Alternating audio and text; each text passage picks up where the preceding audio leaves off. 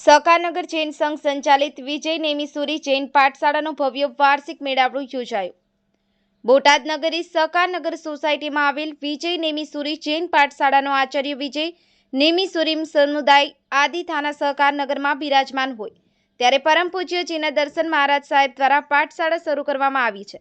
ત્યારે નાના બાળકો આ પાઠશાળામાં ભણવા માટે આવે છે. ત્યારે સહકારનગર સોસાયટીમાં ભવ્યથી ભવ્ય મેળાવડાનું આયોજન કરવામાં આવ્યું હતું. નાના ભૂલકાઓ અને મોટા લોકોએ આ મેળાવડામાં ભાગ લીધો હતો અને અનેક પરફોર્મન્સ આપ્યા હતા અને લોકોએ ધન્યતા અનુભવી હતી. ત્યારે આ કાર્યક્રમ દરમિયાન બકો અને બકીનું આકર્ષણનું કેન્દ્ર બન્યા હતા. સંવાદદાતા પારસ ગાંધી સાથે હરેશ ગોહિલ, ન્યૂઝ 9 ગુજરાતી રમેશ સત્યની સાથે. આજ બોટાદ નગરના આંગણે શ્રી સહકારનગર જૈન સંઘ દ્વારા સંચાલિત વિજય નેમિસુરી જૈન પાઠશાલાનું વાર્ષિક ભવ્ય મેળાવડાનું આ આયોજન નાના છોકરાઓ જે રોજ પાઠશાલામાં આવીને ધર્મનું જ્ઞાન પ્રાપ્ત કરતા હોય છે, ધર્મના સંસ્કાર પ્રાપ્ત કરતા હોય છે, એ વર્ષના અંતે એક સુંદર મજાનું આ મેળાવડામાં બધા જ છોકરાઓ સહભાગી થાય છે. પરમાત્માના કીર્તન, સ્તવન, ભજન અને એક ભક્તિમય માહોલની વચ્ચે સુંદર મજાનો આ ભવ્ય વાર્ષિક મેળાવડો આજ સહકારનગરમાં ઉજવવામાં આવ્યો. મારું નામ આરતીબેન અલ્પેશભાઈ દેસાઈ. હું સહકારનગરમાં નિવાસ સ્થાને રહું છું અને સહકારનગરમાં છેલ્લા 12-13 વર્ષથી શ્રી આચાર્ય નયપ્રભ સુરીશ્વરજી મહારાજ સાહેબની પાવન નિશ્રામાં શ્રી લબ્ધેશ્વરજી મહારાજ સાહેબ, શ્રી યશોદેવ સુરીશ્વરજી મહારાજ સાહેબ, શ્રી જેપી મહારાજ સાહેબ, શ્રી જીનદર્શન મહારાજ સાહેબ અને શ્રી જીનશાસન વિજય મહારાજ સાહેબ આદિટાણા 6ની નિશ્રામાં સરસ મજાની 12 વર્ષથી એક ખૂબ સુંદર પાઠશાળા ચાલે છે. પાઠશાળામાં અનુમાન 100 જેવા બાળકો ભણે છે. સહકારનગરના જ નહીં પણ દરેક એરિયાના, બોર્ડિંગના, પરાના, ગામના બધા જ બાળકો અહીંયા પાઠશાળામાં ભણવા માટે આવે છે.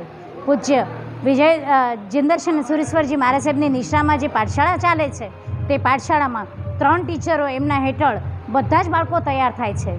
મહારાજ સાહેબ દરેક પ્રોગ્રામ એ કેવળ ભણવાનું જ નહીં પણ બીજા પણ પ્રોગ્રામ, જેવી રીતે આજે આપણે એન્યુઅલ ફંક્શનનું આયોજન કર્યું છે તેવું આયોજન દર વર્ષે થાય છે બોટાદમાં. અને નાના બાળકોને જે રીતે મહારાજ સાહેબ તૈયાર કરે છે, સાંસ્કૃતિક કાર્યક્રમ, તેઓને પ્રતિક્રમણ, સામાયિક આદિ બધી જ ક્રિયાઓ મહારાજ સાહેબ કરાવતા હોય છે. સંવત્સરીના અને પર્યુષણના વિશેષ પાવન દિવસોમાં તેઓની પાવન નિષ્ઠા હેઠળ બાળકો સરસ મજાના સૂત્રો સાથે તૈયાર થાય છે. અને તે બાળકો જે રીતે તૈયાર થાય છે, કાલે સવારે તેમને બહાર જવાનું થાય કે જે ક્ષેત્રોમાં સાધુ સાધ્વીજી ભગવંતોનું સમાગમ નથી પ્રાપ્ત થયું તેવા જગ્યાએ પણ તેઓ પર્યુષણની ક્રિયાઓ કરાવી શકે તે રીતે મહારાજ સાહેબ તેઓને તૈયાર કરે છે.